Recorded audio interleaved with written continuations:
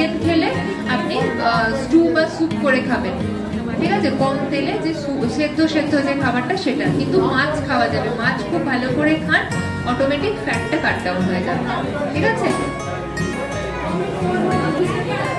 সব সব খাওয়া যাবে, মানে কোলেস্টেরলের জন্য আলাদা করে মসুর ডাল বারণ বা অন্য কিছু বারণ এরকম না, ফ্যাট খাবার কম খেতে হবে। আর কোনো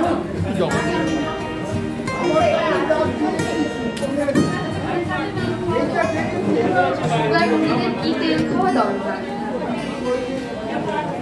এইটা একটা মানে আমাদের কনসেপ্ট থাকে যে তেলের মধ্যে ভেরিয়েশন, যে সাদা তেল খাওয়া, এটা একটা কনসেপ্ট আছে। তো সব থেকে ভালো হচ্ছে ভোজ্য তেল, আমাদের যেটা সর্ষের তেল, সেই সর্ষের তেলই আমি খাবো, কোনো অসুবিধা নেই। কিন্তু কতটা পরিমাণ আবারও বলছি খাচ্ছি সেটা আমাকে দেখতে হবে। মোটামুটি 20 গ্রাম তেলে, মানে যদি কারোর ফ্যাটি লিভার